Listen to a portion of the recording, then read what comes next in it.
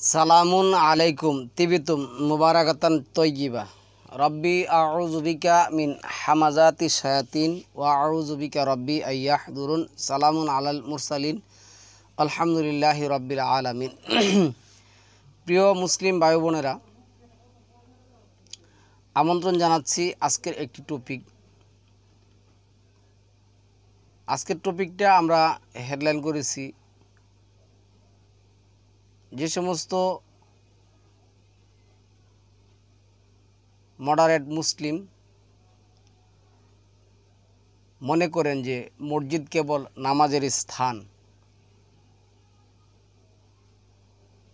আল কোরআনে কোথাও এ কথা বলা নেই যে মসজিদ কেবল নামাজের স্থান। আমরা কোরআন ভিত্তিক টপিকটা করব, পুরো টপিকটা শুনবেন। আমার কাছেও এই টপিকটা নতুন, আমিও এইভাবে চিন্তা ভাবনা করিনি। কোরআনের একটা আয়াত আমি কয়েকটা আয়াতই পড়ছি গতকালকে। এর মধ্যে 3 নম্বর সূরা আল ইমরানের 159 নম্বর আয়াতটা পড়ার পরে আমার মনে মহান আল্লাহর অশেষ মেহেরবানিতে যেটা আসছে, এটা আপনাদের সাথে শেয়ার করতেছি। আয়াতটা হলো 59 নম্বর আয়াত। এখানে যেটা আসছে, একটা কথা বলতেছি আমি, শুধু শব্দ বলতে। এনে কি আসছে দেখুন, ফাফু আনহুম ওয়াস্তাগফির লাহুম ওয়াশাওির হুম ফিল আমরি। এইখানে যে কথাটা আসছে, অতঃপর তুমি যখন সংকল্প করো তখন আল্লাহর প্রতি নির্ভর করো। এর আগে যে কথাটা আসছে যে অতএব তুমি তাদেরকে ক্ষমা করো এবং তাদের জন্য ক্ষমা প্রার্থনা করো এবং কার্য সম্বন্ধে তাদের সাথে পরামর্শ করো।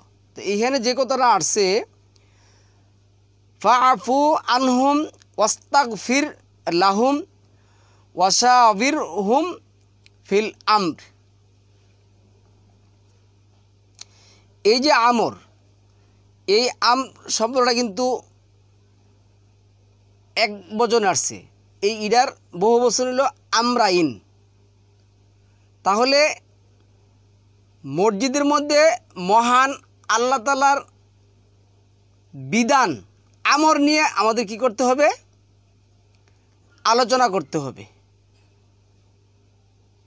এই আয়াতের ভিত্তিতে এবং আপনার যে 75 নম্বর সূরার যে 18 নম্বর আয়াতের আসছে, 72-18 মাআযাল্লাহ, এখানে কি আসছে?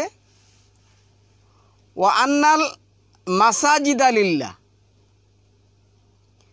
ফালা তাদউ, এই যে ফালা তাদউ মা আল্লাহি আহাদা। এবং এই যে মসজিদ সমূহ আল্লাহরই জন্য, সুতরাং আল্লাহর সাথে তোমরা অন্য কারো ইবাদত মানবে না। তাহলে ইবাদতের যত অংশ আছে, আমলের যত অংশ আছে, আমরের যত অংশ আছে, এই দুইটা আয়াত সমস্ত কিছু হবে আল কোরআন। মাশরা হবে এই যে সূরা শুআরা।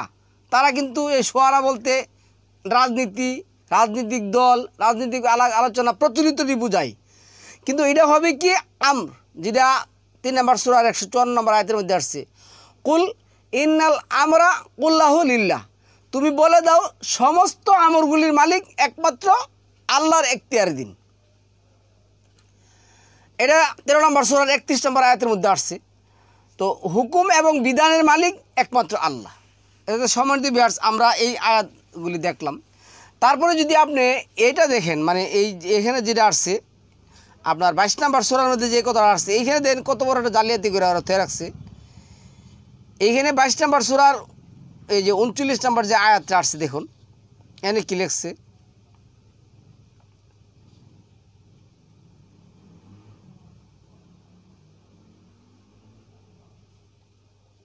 না, এইখানে লেখছে কি 40 নম্বর আয়াতের মধ্যে কি লেখছে দেখুন, এটা আসছে এই যে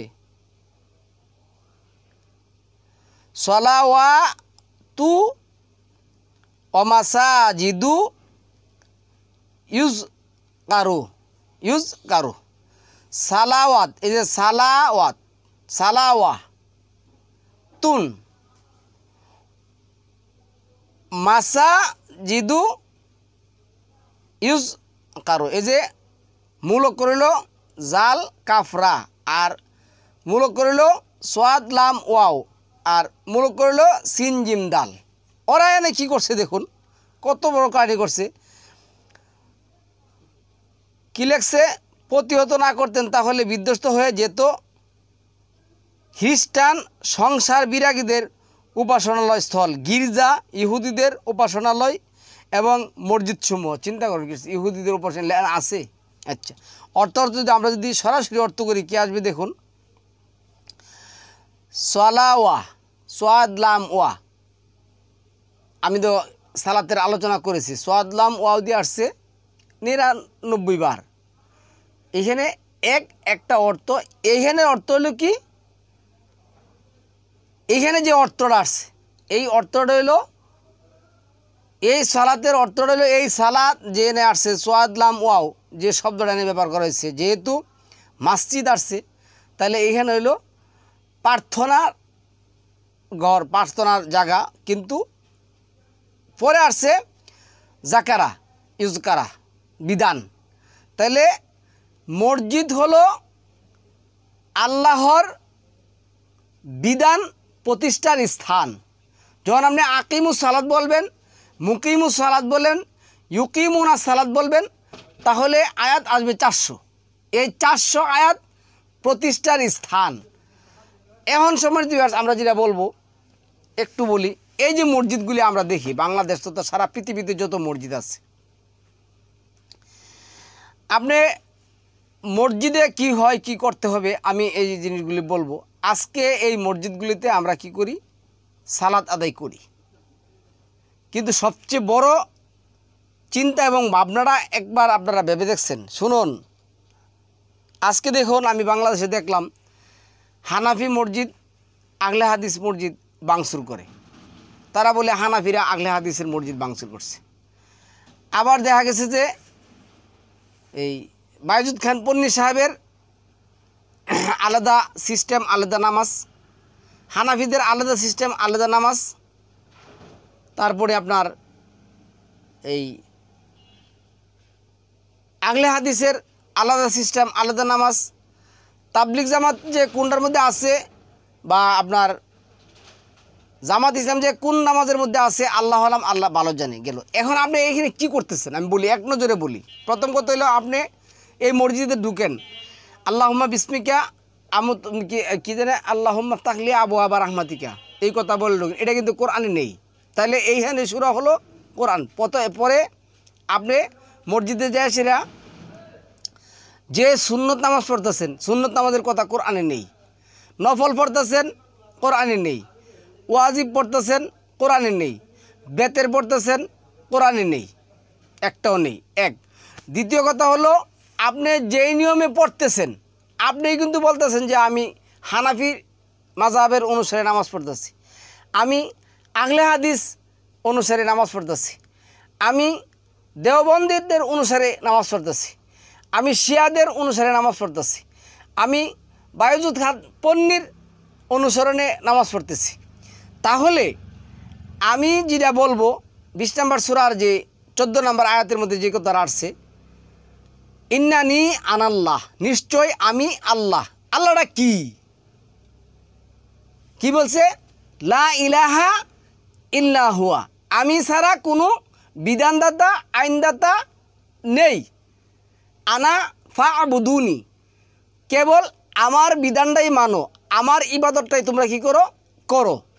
তারপরে যে কথাটা আসছে ওয়া আকিমুস সালাতা লিযিকরি, এবং তোমরা আমার বিধানটা প্রতিষ্ঠা করার জন্য সালাত কায়েম করো। তাহলে আপনি যে সালাত পড়তেছেন আপনার যে সালাত, আপনি তো নফল পড়েন আর সুন্নত পড়েন, ওয়াজিব পড়েন, মুস্তাহাব পড়েন, বেতের পড়েন, চাস্তের পড়েন, যাই পড়েন, সব সালাতের নিয়ম তো আপনি একই। হাত বাঁধতেছেন, হাত তুলতেছেন, তারপরে আপনি রুকু করতেছেন, সিজদা করতেছেন। এখন আমি আপনাকে কিছু কথা বলি। প্রথম কথা হলো, আপনি যেই হাত বাঁধতেছেন, এই হাত বাঁধার সিস্টেম আপনি নিজে বলতেছেন এটা হানাফি স্টাইল, আপনি নিজে বলতেছেন এটা আহলে হাদিসের স্টাইল, আপনি নিজে বলতেছেন এটা বায়ুজুদ খান পন্নির স্টাইল। আচ্ছা, তারপরে আপনি যে সানা পড়তেছেন, সানা কোরআনের মধ্যে নেই। আপনি কি পড়তেছেন আপনি নিজেও জানেন না, কি বলতেছেন আজকে নিজেরাও জানেন না যে আমরা কোরআন থেকে পড়তেছি কিনা। অথচ আমি যে 3-4টা আয়াত দিয়েছি, 3 নম্বর সূরার 59 নম্বর আয়াত, 72 নম্বর সূরার 18 নম্বর আয়াত, 22 নম্বর সূরার 40 নম্বর আয়াত, এই মসজিদ হলো আল্লাহর বিধান মানা এবং এর স্থান। তাহলে আপনি হাত বাঁধতেছেন, দলিল দিচ্ছেন হানাফির, যাই হোক এটা হলো পরে। এরপরে আপনি যে মানে কিছু পড়তেছেন সালাতের মধ্যে, কি পড়তেছেন? হাত বাঁধা, হাত সানা পড়তেছেন, সানা কোরআনের মধ্যে নেই। এরপরে কোরআন থেকে আলহামদুলিল্লাহ সূরা পড়লেন। আমার জানা মতে এই মসজিদে যারা আলহামদুলিল্লাহ সূরা পড়ে বা যারা পড়ে, শতকরা 95% মানুষ এই আলহামদুলিল্লাহ সূরার অর্থ জানে না, তর্জমা জানে না। শুধু খালি আপনি বেশি দূরে যাবেন না, আলহামদু এই শব্দটা বহু বছর নাকি 1 বছর এটা জিজ্ঞাসা করেন না, দেখি কয়জন মানুষ উত্তর দিতে পারে, গেল এক জিনিস। তারপরে আপনি যে আলহামদুলিল্লাহ সূরার পরে যে আমিন বলতেছেন, এই শব্দটা কি আদৌ আলহামদুলিল্লাহর পরে আল্লাহ নাজিল করেছেন নাকি করেন নাই? না করলে যে আমি অন্ততপক্ষে 1 থেকে 150 আয়াত অস্বীকার করলাম, সালামুন আলা মুহাম্মদকে অস্বীকার করলাম এই আমিন বলার কারণে।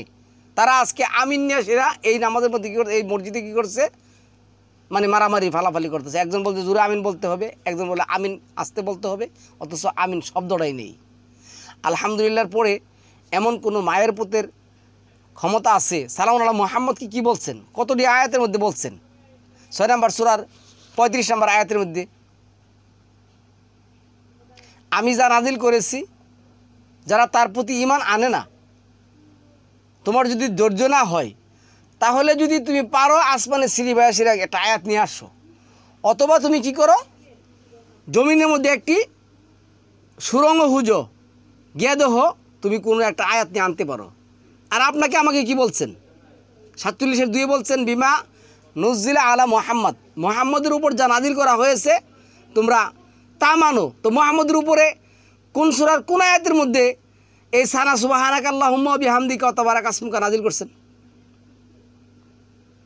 আচ্ছা, তারপরে আমি আপনাদেরকে বলছি, আপনাকে যেটা বলছেন 7 নম্বর সূরার 3 নম্বর আয়াতের মধ্যে, ইত্তাবিউ মা উনজিলা ইলাইকুম মির রাব্বিক। তাহলে ইত্তেবা করতে বলছেন মহান রবের পক্ষ থেকে যা নাজিল করা হয়েছে। সালামুন আলা মুহাম্মদ কি বলছেন 11 নম্বর সূরা 112 নম্বর আয়াতের মধ্যে, ওয়াস্তাকিম কামা উমিরতা ওমান তাবা মাআকা ওয়ালা তাদগাউ বিহি। তুমি এবং তোমার অনুসারীরা যেভাবে তোমাদেরকে কি করা হয়েছে, ওয়াহি করা হয়েছে, সেইভাবে কি করো, তোমরা আমার বিধানটা মানো।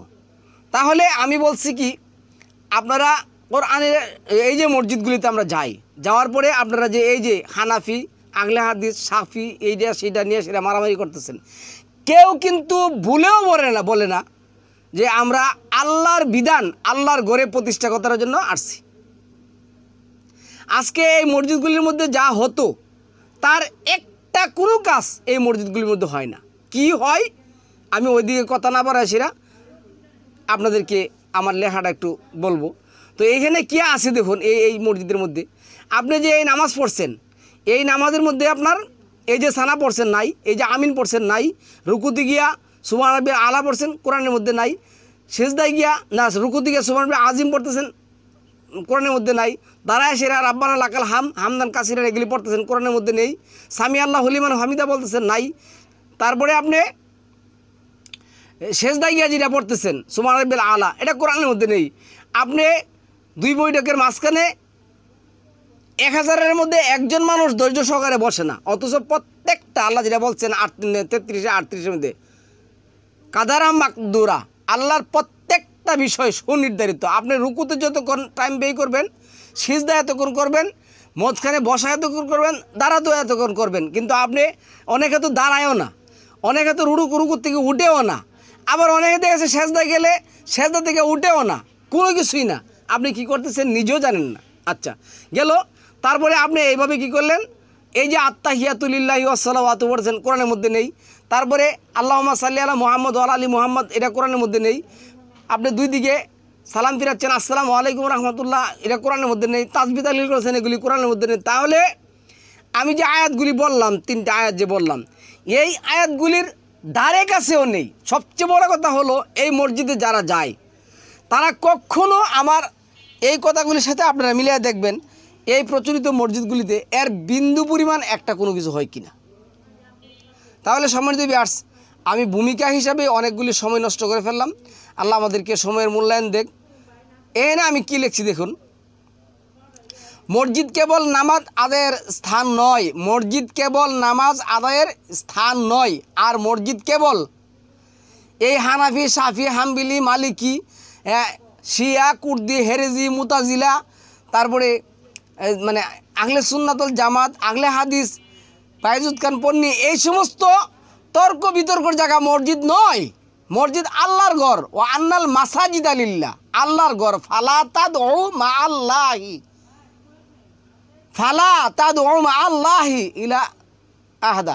আল্লাহর বিধানের সাথে ওখানে তর্কবর্ত আল্লাহ ঠিক করছেন 40 নম্বর সূরা 4 নম্বর আয়াতের মধ্যে। আল্লাহর বিধান নিয়ে তারাই তর্ক করে যারা কাফের।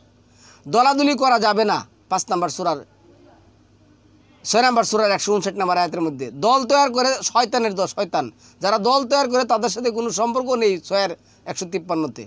তাহলে এই মসজিদগুলিতে হচ্ছেটা কি? আর যা কিছু হওয়ার কথা, কোরআন ভিত্তিক যা হওয়ার কথা, তা তো কল্পনাও তো আনেন না আপনারা। আচ্ছা যাই হোক, স্থান নয়, বরং এটি মুসলিম সমাজের নৈতিকতা, শিক্ষা, কল্যাণ ও ঐক্যের কেন্দ্রবিন্দু হওয়ার কথা। ইসলামের ইতিহাসে মসজিদগুলো ছিল প্রশাসনিক কেন্দ্র, দাতব্য সংস্থা, গবেষণার প্রতিষ্ঠান, তারপরে বিচারালয় ও সামাজিক উন্নয়নের মূল কেন্দ্র।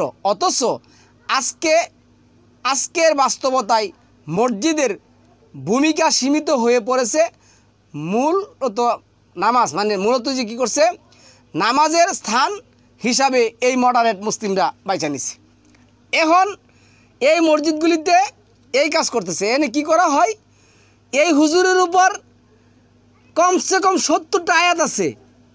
আপনি যদি 26 নম্বর সূরা দেখেন, আপনি যদি 11 নম্বর সূরা দেখেন, আপনি যদি এই 13 নম্বর সূরা দেখেন, মানে অনেকগুলি সূরার মধ্যে আছে তোমরা ধর্মের কাজের বিনিময়ে কোনো কাজ, আমি একটা টপিকও তো করছিলাম, কোনো কিছুর বিনিময়ে তোমরা টাকা পয়সা কী করবে না, নিবে না, নিতে পারবে না। 38 নম্বর সূরা লাস্টে দিয়ে অনেক কী বলছে। তাহলে এই মসজিদগুলিতে চাঁদা উঠানো হচ্ছে, চাঁদা কালেকশন করানো হচ্ছে, হচ্ছে না, হচ্ছে। তাহলে এই মসজিদগুলিতে এই কাজটা হচ্ছে, যে যা কোরআনে নেই তাই মসজিদে হচ্ছে, কিন্তু যা কোরআনে আছে তার কোনো কিছু এই মসজিদগুলিতে হচ্ছে না। এরপরে আমি আপনাদেরকে যেটা বলছি, সামাজিক উন্নয়নের মূল কেন্দ্র। অথচ আজকের বাস্তবতায় মসজিদের ভূমিকা সীমিত হয়ে পড়েছে মূলত নামাজের স্থান হিসাবে। এর ফলে সমাজের নানাবিধ সমস্যা, যেমন বেকারত্ব, দারিদ্র্য, স্বাস্থ্যসেবা সংকট ইত্যাদি সমাধানের মসজিদগুলোর প্রত্যাশিত অবদান দেখা যাচ্ছে না। এই যে মনে করেন যে সমাজের যে কাজ আছে, চিকিৎসার কাজ আছে, শিক্ষার কাজ আছে, দারিদ্রতার কাজ আছে, দারিদ্র্য মোচনের কাজ আছে, অর্থনৈতিক কাজ আছে, অর্থনীতির যে কাজগুলি আছে, একটা কোনো কাজ কি এই মসজিদগুলিতে হয়? এই মডারেট মুসলিমরা, এই অজ্ঞ এবং মূর্খ, অন্ধ, অজ্ঞ, মূর্খ অনুসারীরা কি করছে, মসজিদে কেবলমাত্র একমাত্র নামাজের স্থান বানিয়ে দিছে, যা কোরআনের কোথাও বলা হয় নাই। এই কাজগুলি কে করবে? আজকে এই কাজগুলি করতেছে কি ইহুদি, খ্রিস্টান, ওরা করতেছে। ওরা সমাজের মধ্যে কী করছে, লোন দিচ্ছে। আর মানুষ, মহিলারা কি করছে, মসজিদে যাওয়া বন্ধ করে দিছে, মসজিদে যেতে পারবে না। কোন সূরার কোন আয়াতের মধ্যে আছে? অথচ আপনি যদি 16 নম্বর সূরার 97 নম্বর আয়াত দেন, 4 নম্বর সূরা 124 নম্বর আয়াত দেন, 3 নম্বর সূরা 195 নম্বর আয়াত দেখেন, তারপরে 40 নম্বর সূরা 40 নম্বর আয়াত দেখেন, আল্লাহ বলছেন, এবং 9 নম্বর সূরার 70-71 নম্বর আয়াত দেখেন, ওই আয়াতগুলির মধ্যে আল্লাহ বলছেন মমিন নারী, মমিন পুরুষ, তারা উভয়ই একে অপরের ভাই। তারা সমাজের প্রত্যেকটা আমল বিল মারুফ নাহিয়ানিল মুনকার, তারা ভালো কাজের আদেশ করবে, মন্দ কাজের নিষেধ করবে। কিন্তু ওরা কী করছে, আজকে এই মসজিদগুলিতে এই কথাগুলি মানে এই কাজগুলির কোনো একটা হচ্ছে না, না হচ্ছে শিক্ষার কাজ, না হচ্ছে। আজকে তো মনে করেন যে মক্তবগুলিও বন্ধ করে দিচ্ছে। যাই পড়াইতো, যা পড়াইতো এটা একটা কোরআন ভিত্তিক না। আপনি এই মসজিদের মধ্যে বাচ্চাদেরকে পড়াচ্ছেন, যা পড়াচ্ছেন আপনি কোরআন পড়াচ্ছেন, কোরআনের কোনো বিধান নিচ্ছেন না। তাহলে এই পড়ার অর্থটা কী, মানে কি? কোরআন পড়বেন, কোরআনের কিন্তু বিধান নেবেন না, কোরআনের কোনো কিছু অর্থের কোনো কিছু শিখাবেন না। তাহলে মানে কি? মুখস্থ করাই দিচ্ছেন, অন্ধ বানাই দিচ্ছেন, অথর্ব বানাই দিচ্ছেন, পঙ্গু করে দিচ্ছেন, চলছে সারা জিন্দিগি ভর, আর কোনো দিন সে এই পথে যেতে পারবে না। এটা 6 নম্বর সূরা 110 নম্বর আয়াতের মধ্যে আছে। তাকে আল্লাহ কোনো দিন নিবেনও না। সে কুফুরির পথে পা বাড়াইছে, সে কোনো দিন আসতে পারবে না। সে জীবিত থেকে গুম, চোখ থেকে অন্ধ। এটা ওই 40 নম্বর সূরা আছে না, তারা চোখ অন্ধ হয় না, অন্ধ হয় তাদের হৃদয়। অন্ধ হয় কি? তাদের হৃদয়। তার হৃদয় কী করছে? অন্ধ হয়ে গেছে, আর হবে না। তা আল্লাহ বলছে আমি এটারে মুহর মেরে দেবো, কেন? সে আর কোনো দিন আসবে না। তাহলে এই মসজিদগুলির মধ্যে এর কোনো কিছুটাই হচ্ছে না। তারপরে আসুন কি হচ্ছে মসজিদগুলিতে। আধুনিক মসজিদের বাস্তব চিত্র। বর্তমান মসজিদ পরিচালনার ক্ষেত্রে কিছু মূল সমস্যা লক্ষ্য আমি যখন যাই দেখি কি আছে, বিলাসিতা ও অগ্রাধিকারের সমস্যা। এই বিলাসিতা এবং অগ্রাধিকার, এই বিলাসিতাটাই তারা কি করছে, মসজিদে অগ্রাধিকার দিচ্ছে। আমি বলতেছি না করা যাবে না, কিন্তু আপনি আমার পরের কথাগুলি শুনুন। মসজিদগুলোতে ব্যয়বহুল স্থাপত্য ও সাজ সরঞ্জাম, তারপরে প্রবণতা বেড়েছে। অনেক স্থানে মার্বেল, দামি ঝাড়বাতি, এসি, উন্নত কার্পেট ও বিলাসবহুল নির্মাণের লক্ষ লক্ষ টাকা খরচ করা হয়েছে। অথচ 2 নম্বর সূরার 187 নম্বর আয়াত, 9 নম্বর সূরার 60 নম্বর আয়াত, 4 নম্বর সূরার 36 নম্বর আয়াত, তারপরে 17 নম্বর সূরার 23 থেকে 39 নম্বর আয়াত, 25 নম্বর সূরার 64 থেকে 75 নম্বর আয়াত।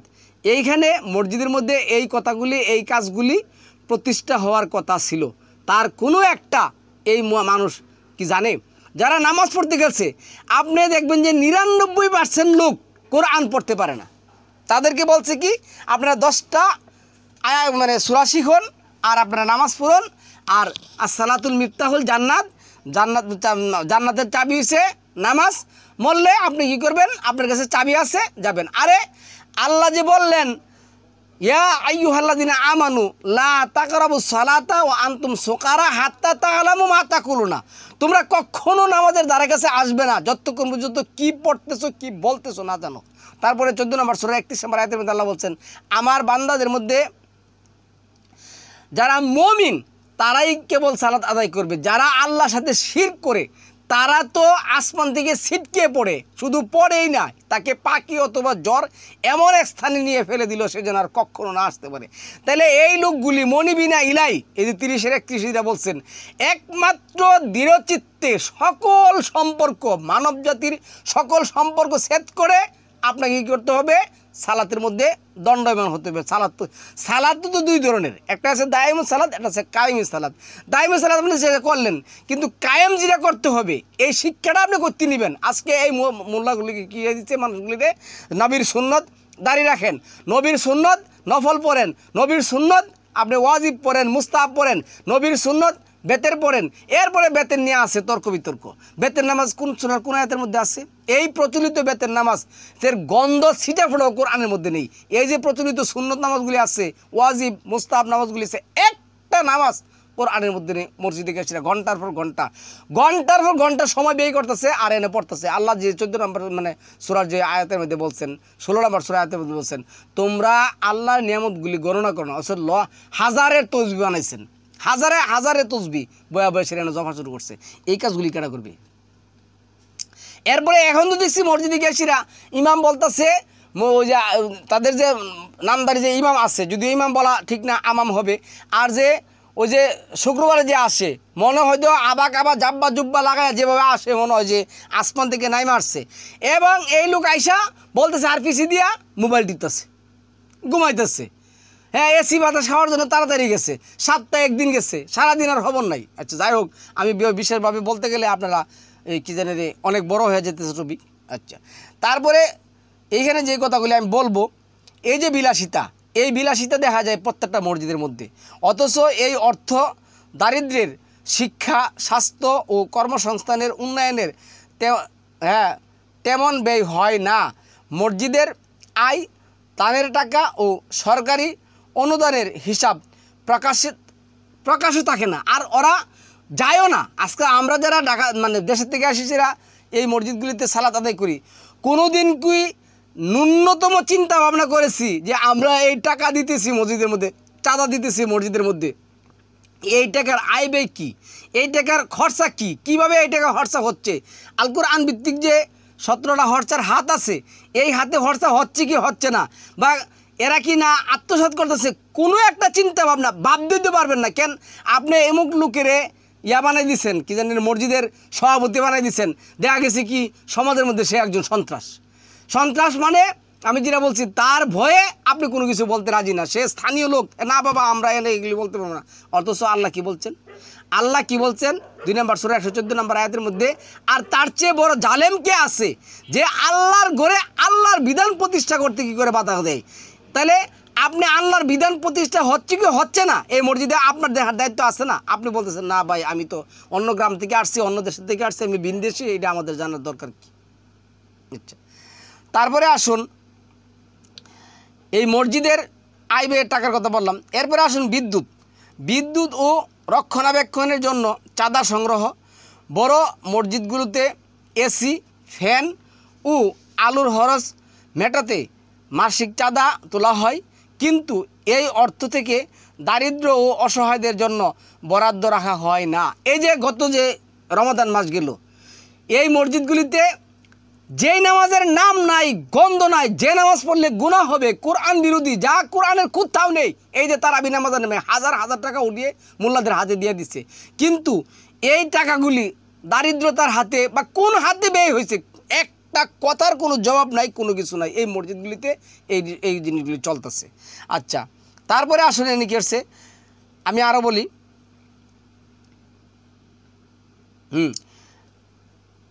ব্যবসায়ী বা ক্ষমতাশীল কী করছে, ধরুন মসজিদ কমিটিতে ক্ষমতাশীলদের আধিপত্য। বেশিরভাগ মসজিদ পরিচালনা কমিটিতে প্রভাবশালী রাজনীতিবিদ ও ব্যবসায়ী বা ক্ষমতাশীল ব্যক্তির নিয়ন্ত্রণ বজায় রাখে। সাধারণত মানুষের কথা শোনা হয় না এবং মসজিদের আয় ব্যয়ের ব্যবস্থাপনায় গণতান্ত্রিক অংশগ্রহণও নেই। অথচ 9 নম্বর সূরার 16 থেকে যদি আপনি 24 পর্যন্ত পড়েন, ওখানে কি বলছে? মসজিদগুলি পরিচালনা করার দায়িত্ব কেবলমাত্র একমাত্র মুমিন বান্দাদের। তাহলে আজকে যাদেরকে আপনি কমিটি বানাচ্ছেন, আজকে যারাকে কমিটির লোক বানাচ্ছেন, ওদের পিছনে হাঁটলে দেখা যায় বছরে একবার পশ্চিম দিকে আসার পরেও দেখে না, মানে হুচুট খায়ও দেখে না। এই সমস্ত লোকগুলি সমাজের মধ্যে মসজিদের দায়িত্ব, মসজিদের সভাপতি, মসজিদের কমিটির বিশাল বড় এরা যেভাবে বলে দিবে, এই আপনি সাবধান, আপনি হানাফি মাযহাবের কথা বলবেন, আপনি শাফি মাযহাবের কোনো কথা বলতে পারবেন না, এটা আহলে হাদিসের মসজিদ, আপনি অন্য কোনো কিছু কী করতে পারেন না। ওরা দলাদলি ফালাফালি এই মসজিদগুলির মধ্যে চলে। এই মসজিদগুলিতে কোরআন ভিত্তিক বিন্দু পরিমাণ কোনো একটা কথা হয় না। যারা শুক্রবারে হুতবা দেন, আল্লাহ এই যে বলছেন ইয়া আইয়ুহাল্লাযিনা আমানু ইযা নুদিয়া লিস-সালাতি মিন ইয়াউমিল জুমআ, তোমরা জমায়েত হও, কির জন্য? সপ্তাহের দিন জমায়েত হও এবং এনে কোরআন ভিত্তিক আলোচনা করো। কোরআন ভিত্তিক একটা আলোচনা হয় না, আমি চ্যালেঞ্জ করে বললাম, সারা পৃথিবীর সমস্ত মসজিদগুলিতে একটা আলোচনা হয় না মসজিদগুলিতে। তাহলে আপনার জীবনে যে নামাজ আপনি পড়তেছেন, এই নামাজ তো কোরআনে নেই। এই নামাজ পড়তেছেন আপনি এই আশায় যে আসসালাতুল মিফতাহুল জান্নাত, কখনো না, কোনোদিনও না। এই নামাজ কোনোদিনও আপনাকে জান্নাতে নেবে না, জাহান্নামে নিয়ে যাবে। মসজিদের সামগ্রিক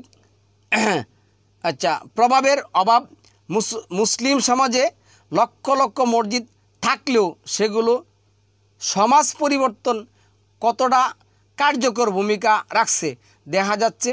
বেকারত্ব, দারিদ্র্য, শিক্ষা সংকট ও চিকিৎসা সেবার অভাবে বহু মানুষ কষ্ট পাচ্ছে, অথচ এই সমস্যার সমাধান মসজিদগুলোকে ব্যবহার করা যেতে পারে, কিন্তু এর চিন্তা ভাবনা কোনোটাই কি আপনার আছে?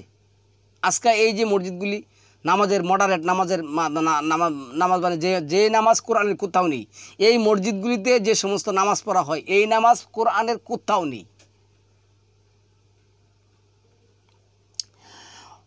এরপরে আসেন, দারিদ্র ছাত্রদের জন্য বৃত্তি নেই।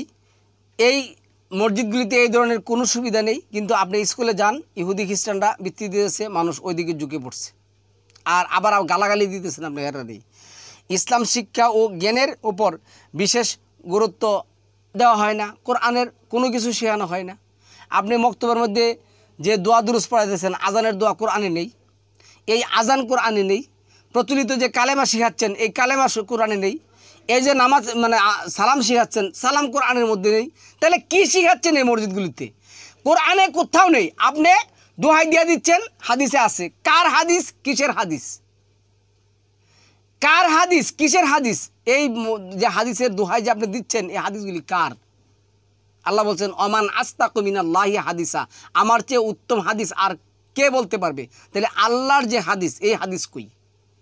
আল্লাহর যে হাদিস, আপনি যে আত্তাহিয়াতুলিল্লাহি ওয়া সালাওয়াতু শিখাইতেছেন, আসসালামু আলাইকুম রাহমাতুল্লাহ শিখাইতেছেন, বুকের মধ্যে হাত বাঁধা শিখাইতেছেন, নাভির নিচে হাত বাঁধা শিখাইতেছেন, সানা শিখাইতেছেন, আস্তাগফিরুল্লাহ রাব্বি মিন কুল্লি যামবি ওয়া আতুবু ইলাইহি শিখাইতেছেন, এই মসজিদের মধ্যে কইগুলি তো কোরআন কোথাও নাই।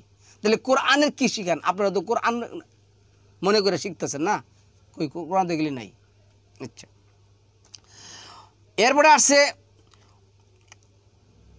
ইসলাম শিক্ষা ও জ্ঞানের উপর বিশেষ গুরুত্ব দেওয়ার দরকার ছিল, কিন্তু দেয় না। কিন্তু মসজিদগুলোতে দরিদ্র ছাত্রদের জন্য কোনো বৃত্তির ব্যবস্থা নেই। অনেক মুসলিম পরিবার তাদের সন্তানদের ধর্মীয় ও আধুনিক শিক্ষায় সমান সুযোগ দিতে পারে না, অথচ মসজিদের পক্ষ থেকে সহায়তা দেওয়া হয় না, কিন্তু টাকা কিন্তু ঠিকই তুলে নিচ্ছে। শুক্রবারে থলি দিয়া ধরাই দিবে, এই ইমামরে 2000-3000 টাকা দিতে হইব, আমাদের 5000 টাকা দিতে হইব, খাওয়াইতে হইব, নিচে। কিন্তু এই সমস্ত চিন্তা ভাবনার কোনো কিছু নেই। আচ্ছা, বেকারদের জন্য কোনো প্রশিক্ষণ নেই। তাদের জন্য কি নেই? আজকের মুসলিম সমাজ বেকারত্ব বড় একটি সমস্যা। মসজিদের তহবিল থেকে দরিদ্র ও বেকারদের পেশাগত প্রশিক্ষণ ও সুদমুক্ত ক্ষুদ্র ঋণ সুযোগ দেওয়া হয় না, অথচ ইসলামের দারিদ্র দূরীকরণের ব্যবসা ও কর্মসংস্থানের উপর গুরুত্ব দিছে। কোরআনের কতটি আয়াত আছে জানেন? আচ্ছা, দারিদ্র্যের জন্য খাদ্য সহায়তা নেই। ইসলামে বলা হয়েছে, প্রতিবেশী যদি ক্ষুধার্ত থাকে তাহলে মুসলমান হিসাবে আমরা দায়ী। তা কিন্তু মসজিদগুলো তহবিল হিসাবে আমরা এই যে মসজিদগুলির যে তহবিল হিসাবের কোনো দায়িত্ব আমরা নিই না, জানিও না, আসি কিনা চিনিও না। গ্যাসিরা ওই যে অন্ধ এবং মূর্খদের অনুসারীর এক নাম হচ্ছে মসজিদের নামাজ পড়া। অনেক দেশে মসজিদ কেন্দ্রিক কমিটি কিচেন চালু করা হয়, কিন্তু আমাদের দেশে এমন উদ্যোগ খুব সীমিত। এই ধরনের কোনো এটা তো স্বপ্ন কল্পনা করা যায় না। আরও তো কত কাজ আছে, এটা তো নাই। মসজিদের কার্যকর সংস্কারের দিক নির্দেশনা যদি মসজিদগুলোকে সত্যিকার অর্থে কোরআন ভিত্তিক সামাজিক কল্যাণ কেন্দ্র হিসেবে গড়ে তোলা হয়, তাহলে এটি মুসলিম সমাজের উন্নতির ক্ষেত্রে বিপ্লব ঘটাতে পারে। মসজিদকে সামাজিক কল্যাণ কেন্দ্র হিসেবে প্রতিষ্ঠা করা, দারিদ্র্যের ছাত্রদের জন্য বৃত্তি ফান্ড গঠন করতে হবে, মসজিদের আয় থেকে নিম্নবিত্তদের চিকিৎসা সহায়তা দিতে হবে, বেকারদের জন্য প্রশিক্ষণ ও সুদমুক্ত ঋণের ব্যবস্থা করতে হবে। সমাজ এটা অনেক বড় হয়ে যাবে, এই জন্য আমি পরে শেষ করে দিই। আচ্ছা, বেকারদের জন্য প্রশিক্ষণ ও সুদমুক্ত ঋণের ব্যবস্থা করতে হবে।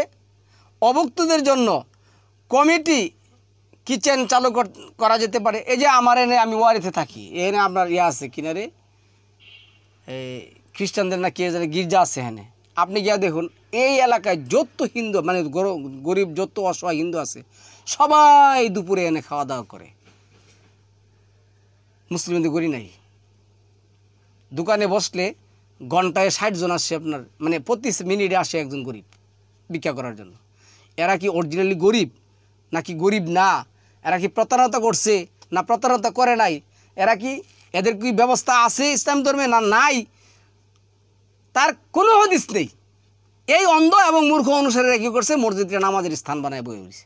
মসজিদ নামাজ পড়তে না এনে গেলে কত ভদ্রতা, হুজুররা কত সেবা যত্ন, কত কিছু।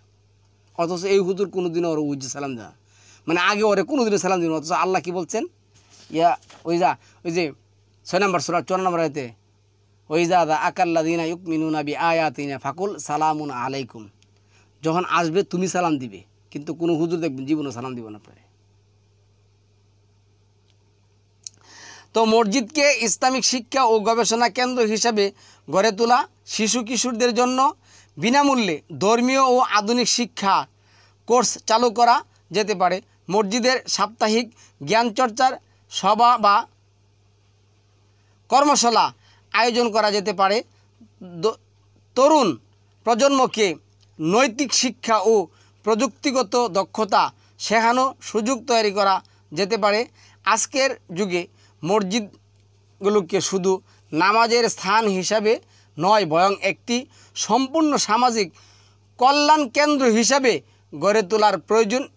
এটি বাস্তবায়ন করতে হলে মসজিদের আয় ও খরচের স্বচ্ছতা আনতে হবে এবং দরিদ্র ও অসহায়দের জন্য বিশেষ উদ্যোগ নিতে হবে। যদি লক্ষ লক্ষ মসজিদ শুধু ধর্মীয় দায়িত্ব নয়, বরং সামাজিক উন্নয়নের ভূমিকা রাখে, তাহলে মুসলিম সমাজ সত্যিকারের অগ্রগতির দিকে এগিয়ে যেতে পারবে। কি করতে পারবে? এগিয়ে যেতে পারবে। এখন সময় এসেছে প্রচলিত ধারা পরিবর্তনের এবং মসজিদকে ইসলামের প্রকৃত রূপ অনুযায়ী পরিচালনা করার। তাহলে সম্মানিত ভিউয়ার্স, আজকে আমরা এই মসজিদগুলিতে কি বানাইছি, দলীয় করছি। যেমন আপনার 45 নম্বর সূরা 17 নম্বর আয়াতের মধ্যে 3 নম্বর সূরার যে 19 নম্বর যে আয়াত আছে, তারপর 2 নম্বর সূরা 213 নম্বর আয়াতের মধ্যে আল্লাহ কি বলছেন, কোরআনের জ্ঞান হলো স্পষ্ট। প্রত্যেক নবীকে আল্লাহ কি করছেন, কিতাব, হিকমা, জ্ঞান, নবুয়ত সব কিছু দিয়ে পাঠাইছেন। তারা কি করছে, তাদের মধ্যে বিদ্বেষবশত কারণে এই কোরআনকে তারা কি করছে, এই বিতর্কিত বানায় সেরা। এখন তো কোরআন থেকে বলে না, এখন তো বলে উমুক হুজুর বলছে, তুমুক হুজুর বলছে। আরে এই চিন্তাটা একবার করে না। দলিল কেবলমাত্র একমাত্র আল্লাহর।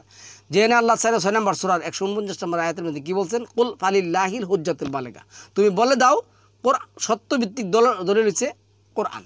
ও উহিয়া ইলাইয়া হাজাল কোরআন, আমার কাছে এই কোরআনটা কী করা হয়েছে, ওহি করা হয়েছে। তাহলে আমাদের যা করণীয় ছিল, যা করার দরকার ছিল, তার একটাও এই মসজিদগুলিতে হয় না। যার কারণে সম্মানিত ভিউয়ার্স, আজকে আমরা মুসলিম সমাজ হিসাবে, মুসলিম মানুষ হিসাবে তার কোনো একটা বৈশিষ্ট্য আমাদের মধ্যে নেই,